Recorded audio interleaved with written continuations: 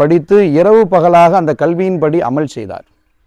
இவரை பார்த்து நாமும் இப்படி இந்த மார்க்க கல்வி நமக்கு கிடைத்திருந்தால் நாமும் இவர் மாதிரி இரவு பகலாக அது கொண்டு அமல் செய்யலாமே என்று நினைத்து ஒரு மார்க்க அறிஞரின் மீது நம்ம என்ன செய்யலாம், பொறாமைப்படலாம்.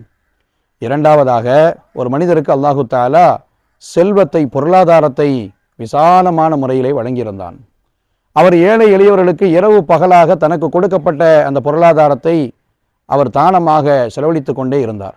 இவரை பார்த்து இவருக்கு கொடுக்கப்பட்டதை போல எனக்கும் வழங்கப்பட்டிருந்தால் நானும் இது போன்ற நல்ல அமல்களில் நல்ல விஷயங்களுக்காக என்னுடைய பொருளாதாரத்தையும் நான் செலவு செய்திருப்பேனே என்று அந்த நிலை குறித்து பொறாமைப்படலாம். பொறாமை என்பது தடுக்கப்பட்டது, ரசூல் ஸல்லல்லாஹு அலைஹி வஸல்லம் சொன்னாங்க. ஆனால் அப்படி ஒரு வேளை பொறாமைப்படுவதாக ஒரு அனுமதி அல்லாஹ் கொடுத்திருந்தா இந்த இரண்டு காரியங்களுக்கும் நீங்கள் பொறாமையை கொள்ளலாம் என்று ரசூலுல்லாஹி ஸல்லல்லாஹு அலைஹி வஸல்லம் சொன்னார்கள்.